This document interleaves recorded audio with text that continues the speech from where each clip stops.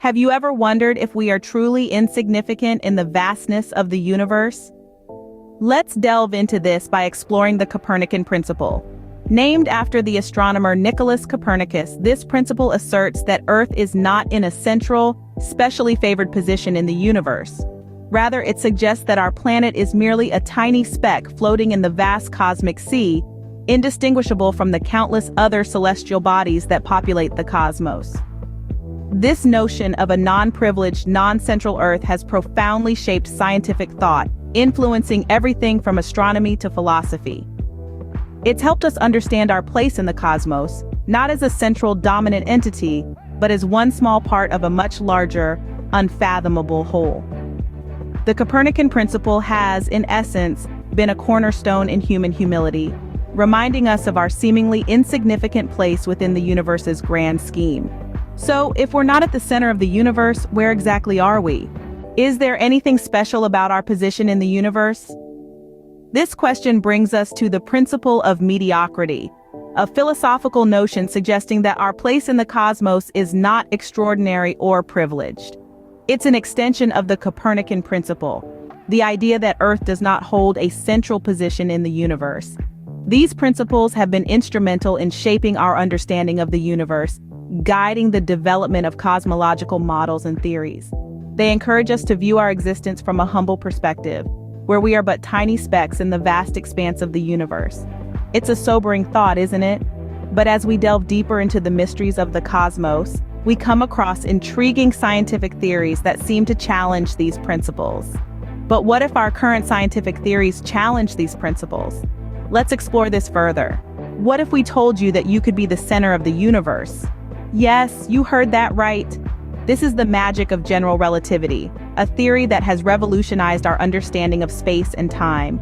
In the four-dimensional space-time of general relativity, there's a fascinating twist. The center of the universe is not a fixed point.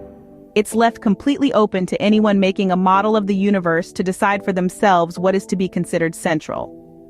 As George Musser, an acclaimed science journalist, aptly stated, "You can, to the chagrin of Santa Barbarans, take Los Angeles as the center of the universe and define every other place with respect to it."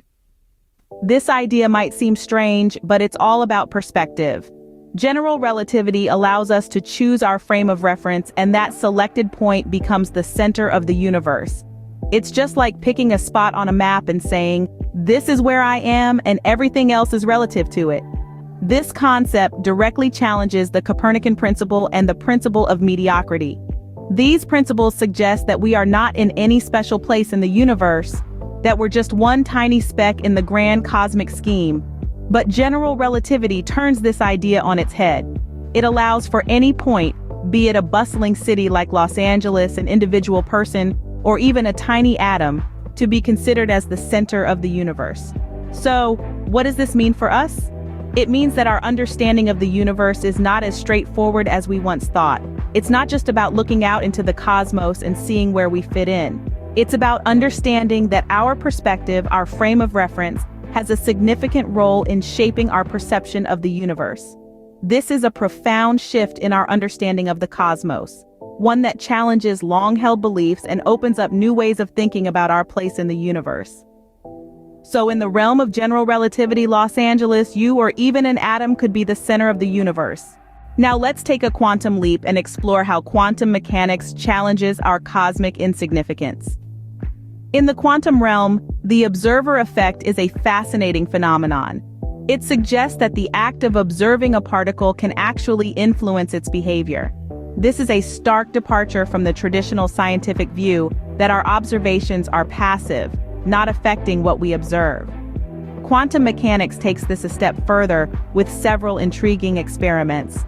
The Wigner's friend thought experiment, for instance, posits that reality could be different for two observers. That's right, two people can experience different realities, challenging the notion of a universal reality. Then there's Wheeler's delayed choice experiments, which suggest that our choices in the present can affect events in the past. This is mind-bending stuff, but it's backed by rigorous scientific experimentation. Further challenging our cosmic insignificance is the violation of Leggett's inequalities. These inequalities were proposed to support the idea of an objective reality, independent of the observer. However, quantum experiments have shown violations of these inequalities, suggesting that reality might be subjective, dependent on the observer. The quantum Zeno effect, quantum information theory, and the experimental realization of the Maxwell-Demon thought experiment also lend weight to this observer-dependent interpretation. They suggest that we, the observers, play a far more central role in the unfolding of the universe than the Copernican principle would have us believe. Perhaps the most compelling challenge comes from Anton Zeilinger and company, who closed the freedom of choice loophole in quantum mechanics. This suggests that even our choices to measure or not measure can influence the outcome of quantum experiments. In the quantum world, it seems we are not mere spectators, but active participants. It's as if the universe is saying, "It's your move, observer." So in the quantum world, we are not just passive observers, but active participants in the unfolding of the universe. So, are we at the center of the universe or not? This isn't just a philosophical question, but a scientific one. Our journey today has led us from the Copernican principle and the principle of mediocrity, which claim that we hold no special place in the universe, to the intriguing perspectives of general relativity and quantum mechanics. These theories suggest that you, me, even Los Angeles could be the center of the universe depending on our frame of reference. This isn't just theoretical.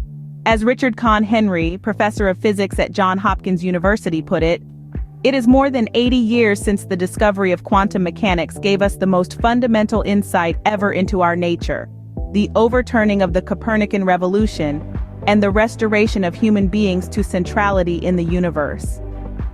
So while the Copernican principle and the principle of mediocrity might suggest we are insignificant, our most powerful theories beg to differ. The universe, it seems, is not so indifferent to us after all.